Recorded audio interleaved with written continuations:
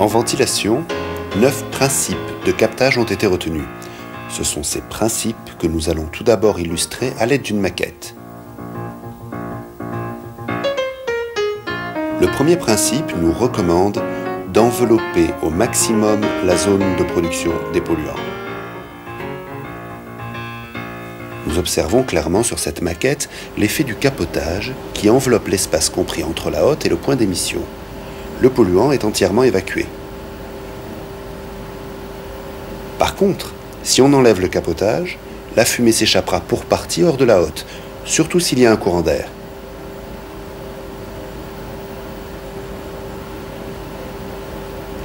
Il faut donc bien envelopper au maximum la zone de production des polluants.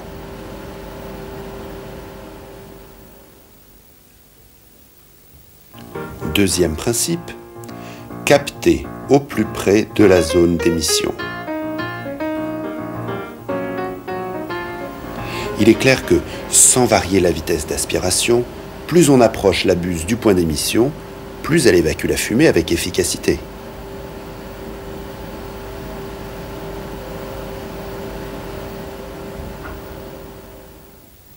Principe numéro 3.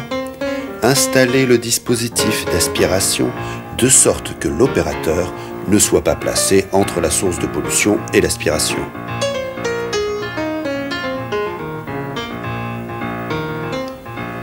Notre mannequin, travaillant entre le dispositif d'aspiration et la source de pollution, reçoit la fumée qui s'échappe.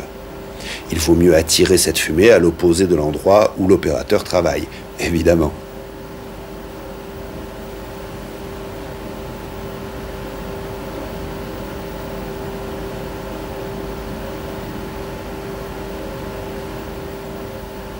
Principe numéro 4. Utiliser les mouvements naturels des polluants. Certains outils donnent une vitesse parfois importante à la pollution qu'ils engendrent. Le système d'aspiration sera alors placé sur la trajectoire du polluant.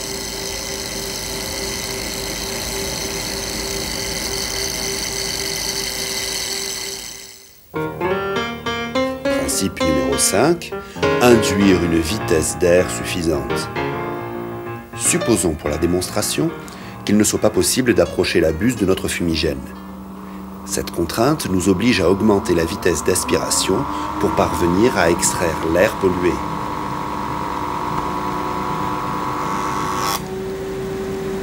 Il faut toujours induire une vitesse d'air suffisante.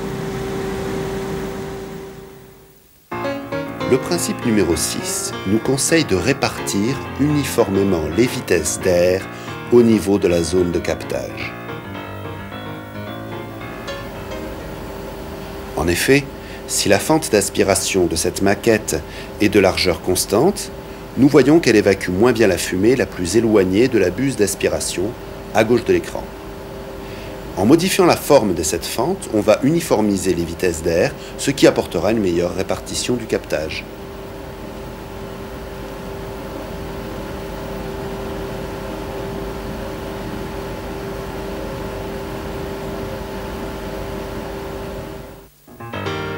Principe numéro 7. Compenser les sorties d'air par des entrées d'air correspondantes. Nous avons rempli ce caisson de fumée et l'avons fermé hermétiquement. Si l'on met en route le système d'aspiration, l'extraction sera totalement inefficace. Mais si on laisse entrer de l'air de compensation, regardez,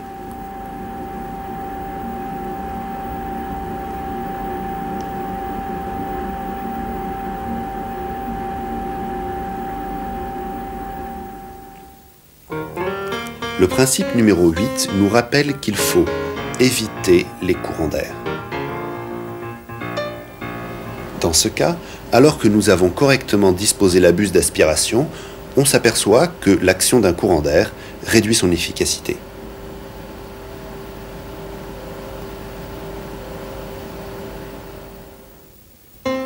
Le principe numéro 9 nous conseille de rejeter l'air pollué en dehors des zones d'entrée d'air neuf, ce qui paraît bien évident. Ici, nous extrayons parfaitement la fumée de notre caisson. Très bien. Mais évitons de la rejeter devant l'entrée d'air que nous avions ménagée. Évitons aussi de disposer une entrée d'air dans une zone déjà polluée, que ce soit par nous ou par les voisins.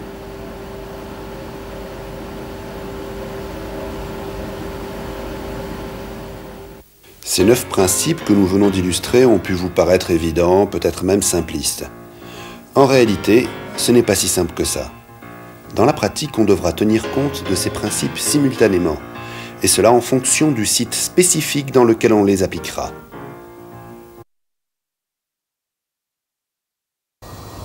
Les chercheurs de l'INRS effectuent en laboratoire des simulations de situations que l'on rencontre en milieu industriel. Il s'agit pour eux de mieux cerner une réalité souvent complexe. Dans la pratique, la réflexion sera toujours assujettie aux conditions de travail et à son environnement et mettra donc en jeu de nombreux paramètres. Au centre de cette cabine de ventilation, nous voyons la maquette d'un bain de traitement de surface. La cuve, d'où s'échappe le polluant, la fente d'aspiration.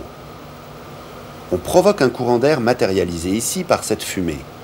Ce courant d'air, dont on peut faire varier la vitesse, traverse la cabine de part en part. On reconstitue de cette façon l'environnement ordinaire d'un poste de travail en atelier.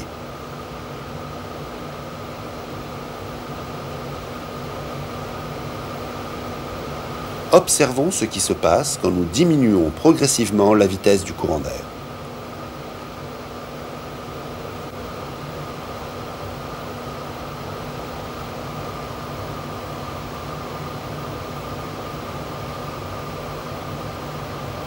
Les résultats enregistrés par des capteurs nous permettent de cartographier les concentrations de polluants en fonction des vitesses de courant d'air. On visualise ainsi l'importance du phénomène. Vous reconnaissez la cuve, la fente d'aspiration, en pointillé le volume de mesure. Le polluant est en rose, donc vous en voyez une grande partie qui est reprise par la fente d'aspiration. On a un léger échappement sur le côté. Cette image correspond à une efficacité pour le système de l'ordre de 97%. Ceci pour une vitesse de perturbation de l'ordre de 0,3 mètres par seconde. Si on augmente un petit peu la vitesse de perturbation, pas de beaucoup, 0,4 mètres par seconde, donc on obtient cette cartographie, une efficacité globale de l'ordre de 95%, ce qui est encore relativement bon.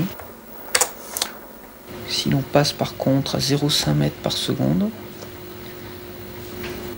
là l'efficacité chute à 75%. On voit que la fraction de polluants qui sort de la cuve commence à devenir importante. Et si l'on passe à 0,6 mètres par seconde en vitesse de perturbation, l'efficacité chute rapidement, à peu près 40% seulement d'efficacité. Au lieu d'accélérer notre système de captage et par là même de gaspiller de l'énergie, on cherchera de préférence à neutraliser l'action du courant d'air. Donc en haut, une image comparable à celle qu'on a vue avant, une efficacité de l'ordre de 40%. Et pour lutter contre cette perturbation, on va mettre en place un dosseret qui se trouve juste au-dessus de la fente et qui protège des courants d'air d'une part, et d'autre part réduit la zone d'aspiration, donc augmente la vitesse de captage dans cette zone. Donc l'efficacité qui était de 40% avant passe à peu près à 98%.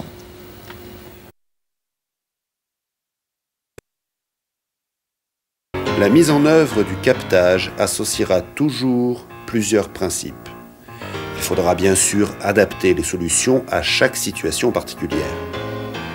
Tout cela nécessitera une étude qui, de plus, devra prendre en compte la spécificité du poste de travail et de son environnement, et bien entendu, de la tâche à accomplir par l'opérateur. Cela passe par l'observation précise de chaque situation concrète et le conseil de spécialistes. Conseil à suivre.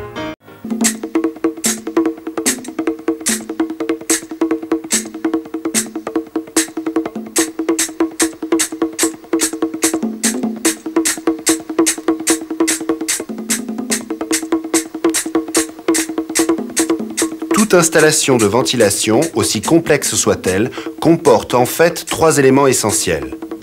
le dispositif de captage. Ici, il s'agit d'une cabine ouverte. La gaine ou le réseau de gaine.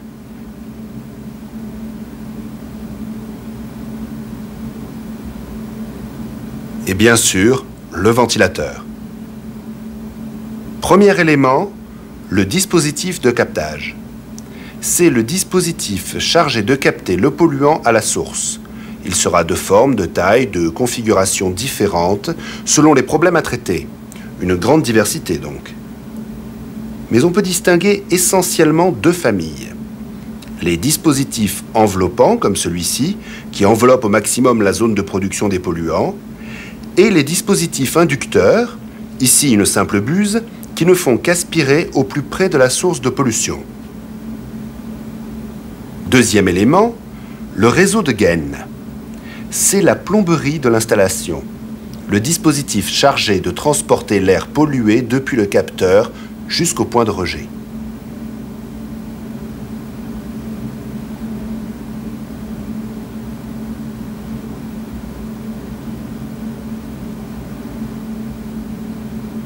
Et le troisième élément, le ventilateur qui va induire la vitesse d'air suffisante au captage du polluant et fournir la pression nécessaire pour vaincre la résistance du circuit au passage de l'air.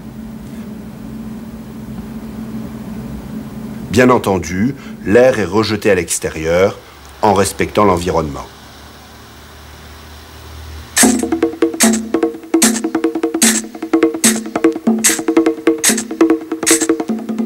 Observons ce dispositif de captage inducteur, ici une buse que l'on peut positionner comme on veut grâce à son départ de gaine flexible. Une telle installation tient compte de trois principes. Tout d'abord, le principe numéro 5, qui nous recommande d'induire la vitesse d'air suffisante. Puis, le principe numéro 2, capter au plus près de la zone d'émission du polluant. Et enfin, le principe numéro 4, qui nous conseille d'utiliser les mouvements naturels des polluants. Ce type de dispositif peut paraître séduisant pour sa simplicité, son coût réduit, sa mobilité. A priori, on peut tout faire avec un tel système, à condition de penser à l'adapter chaque fois au travail à effectuer. En réalité, c'est précisément cette souplesse d'utilisation qui amène à négliger un certain nombre de principes.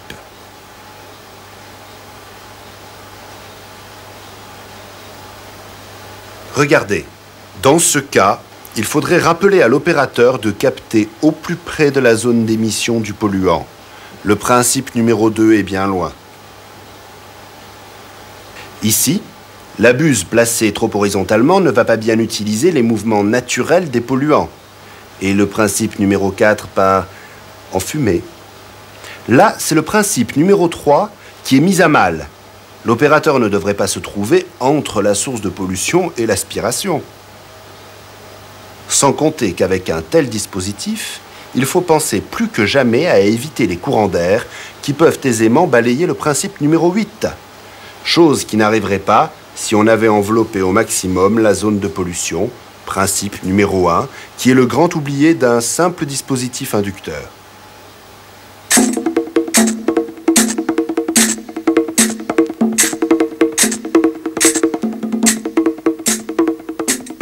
Choisir entre deux familles de capteurs. Pour le concepteur, quelle partie prendre?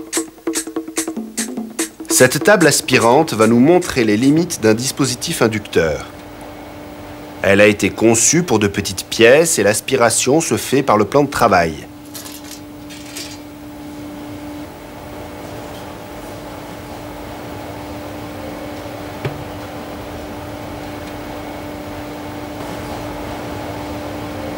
Mais si la taille des pièces vient à changer, la vitesse induite se révèle alors insuffisante et le dispositif inefficace.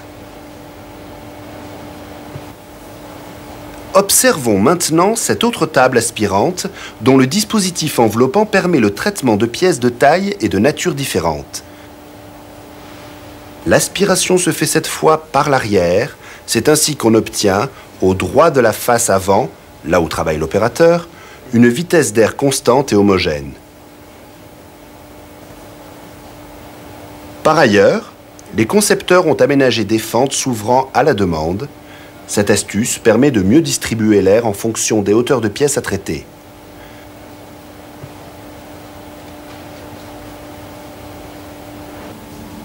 Ce poste de travail présente, lui, une véritable souplesse d'utilisation. Son aménagement reste relativement simple et il satisfait à un ensemble de principes en conjuguant leurs effets. Bien sûr, la vitesse d'air est suffisante. Principe numéro 5. On enveloppe au maximum la zone de production des polluants. Principe numéro 1. On capte au plus près de la zone d'émission. Principe numéro 2. On évite les courants d'air. Principe numéro 8. Les vitesses d'aspiration sont bien réparties uniformément au niveau de la face ouverte. Principe numéro 6. Les arrivées d'air neuf de l'atelier assurent la compensation. Principe numéro 7.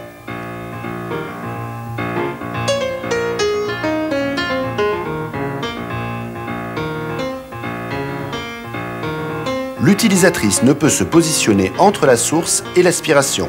Principe numéro 3.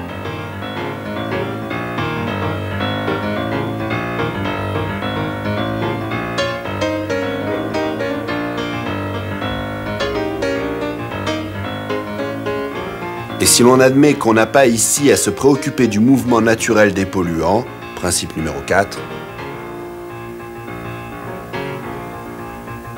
et que l'on suppose que les rejets se font en dehors d'une zone d'entrée d'air neuf, principe numéro 9, ce dispositif, alors, respecte bien les 9 principes. Cet exemple démontre l'efficacité supérieure des dispositifs enveloppants.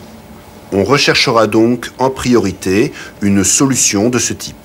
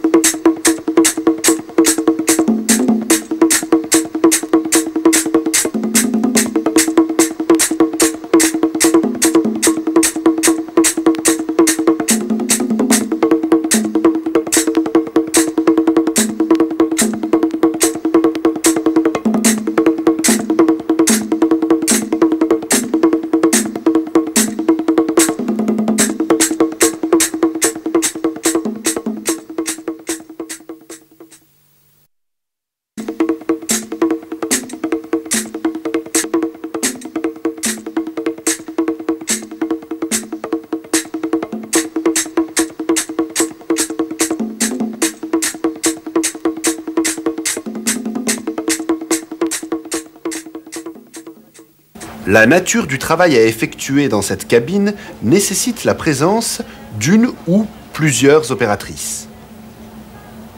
La face avant de cette cabine est donc laissée ouverte pour permettre les entrées et sorties du personnel.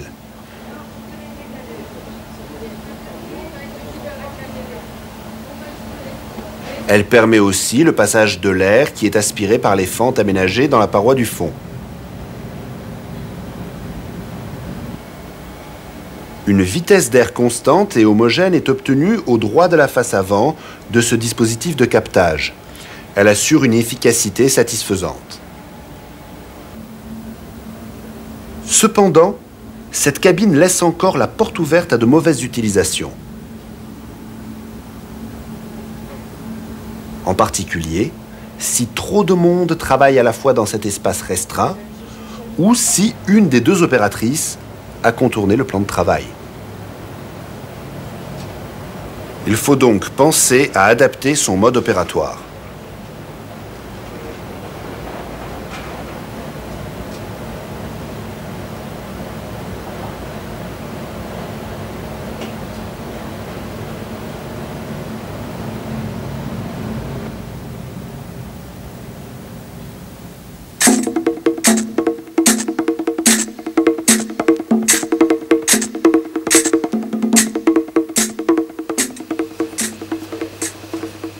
Ici, l'encoffrement complet de machines, bien entendu souhaitable, est rendu possible dans la mesure où toutes les opérations polluantes, depuis le coulage jusqu'à l'étuvage, sont automatisées.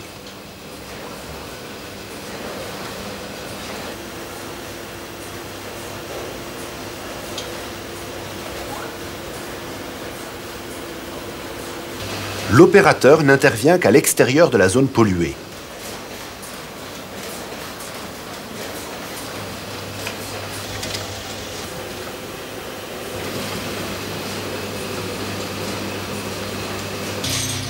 Il ne pénétrera dans le local que pour des opérations de vérification ou de maintenance en période de non-fonctionnement. La mise en dépression du local a lieu à la fermeture des portes et accès. Ce type de système assure évidemment la meilleure protection possible contre la pollution, mais aussi une protection mécanique et une isolation phonique.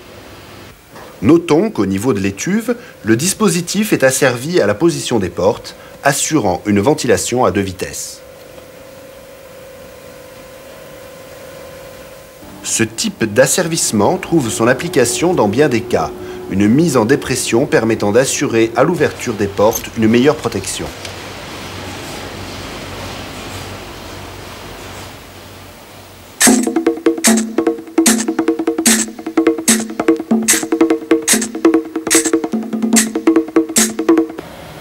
Ici, l'ensemble du dispositif de ventilation a été pensé en fonction des diverses tâches à accomplir et de tous les stades de fabrication.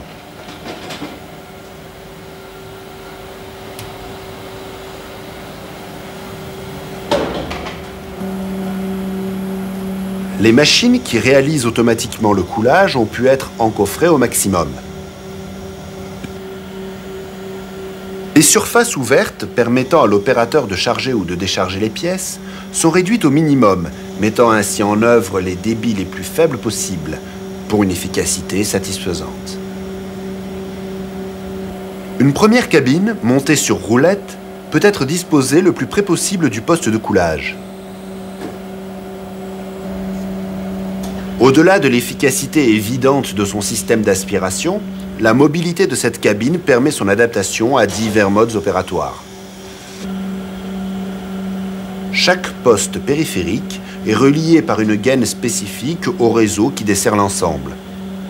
Un tel réseau exige un calcul précis et un équilibrage des différentes branches. Cette seconde cabine ouverte, de plus grande dimension, est destinée au stockage des palettes terminées afin d'éliminer la pollution résiduelle. Soulignons que la compensation d'air est ici réalisée par aérotherme, apportant confort et économie. Les travaux d'entretien, le nettoyage, pourtant eux aussi polluants, sont souvent les parents pauvres de la ventilation. Généralement oublié, ce poste a cette fois été pris en compte avec la même rigueur que le reste, qu'il soit manuel ou automatique.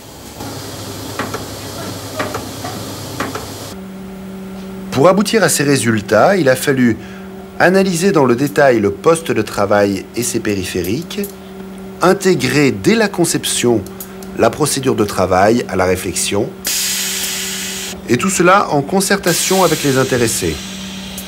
Une démarche de spécialiste, une méthode de travail.